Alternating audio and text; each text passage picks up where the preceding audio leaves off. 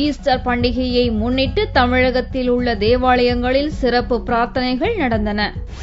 இயேசுநாதர் சிலுவையில் அறையப்பட்டு உயிர்த்தெழுந்த 3ஆம் நாள் ஈஸ்டர் பண்டிகையாக கொண்டாடப்படுகிறது. உலகம் முழுவதும் உள்ள கிறிஸ்தவர்களால் ஞாயிறன்று ஈஸ்டர் பண்டிகை கொண்டாடப்பட்டது. இப்பண்டிகையை முன்னிட்டு தமிழகத்தில் உள்ள தேவாலயங்களில் சிறப்பு ஆராதனை, திருப்பலிகள் நடந்தன. நாகர்கோவிலில் உள்ள ஆலயத்தில் ஈஸ்டர் பண்டிகைக்கு முன்னோடியாக நடக்கும் முக்கிய நிகழ்ச்சியான முட்டை வழங்குதல் நிகழ்ச்சி நடந்தது.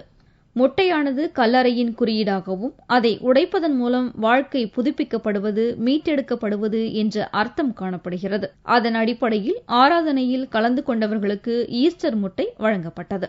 உயிர்ப்பு பெருவிழா திருப்பலியும் அதனுடைய மகிழ்ச்சியை கொண்டாடக்கூடிய விதத்தில் ஈஸ்டர் எக் எல்லோருக்கும் பகிரப்படுகிறது. இந்த ஈஸ்டர் எக் என்பது புது வாழ்வை குறிப்பதாக இருக்கிறது. எவ்வாறு கல்லறையை உடைத்துக் கொண்டு இறைமகன் இயேசு வெற்றி வீரராக எழுந்தாரோ அதை போன்று இந்த முட்டையின் தோட்டை உடைத்துக் கொண்டு குஞ்சு வெளிவருவது போல புது வாழ்வு ஒவ்வொரு மனிதனுக்கும் உருவாகும் என்பதை உணர்த்துகின்ற செயலாக இந்த செயல் அமைந்திருக்கிறது.